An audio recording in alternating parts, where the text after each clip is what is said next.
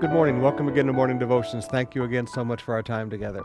Sometimes we get an idea that the Apostle Paul was just this traveling preacher that had no home base and he had no local church. Though he taught local church, he was not a part of a local church. There couldn't be anything farther from the truth. From the time that Barnabas went and got Paul and brought him down and he joined the staff in Antioch, for most of Paul's life, Paul's home church was Antioch. I want to read you just one verse, well, maybe two verses. Verse 27 and verse 28 of Acts 14. When they arrived and gathered the church together, this is after the first big world missionary tour that he did, they declared all that God had done with them and how he had opened the door of faith to the Gentiles. And they remained no little time with the disciples. I want you to notice when Paul finished this trip that had been supported by them, they had laid their hands and sent them off. Now Paul finished that first trip up through the Galatian peninsula and he came back, started a lot of churches, and now he came back to his own church and he gathered the people together and he was accountable.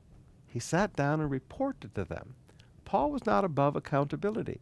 He sat down and reported to them everything that God had done and this great door of faith to the Gentiles, the controversial thing.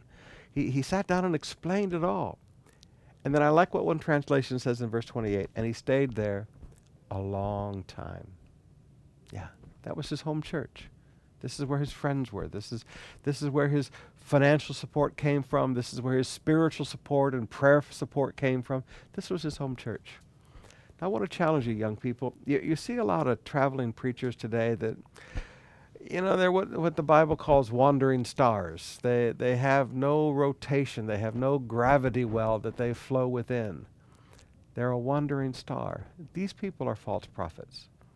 True men and women of God have a local church that are responsible for them, that pray for them, that hold them accountable for things. This is what local church is all about.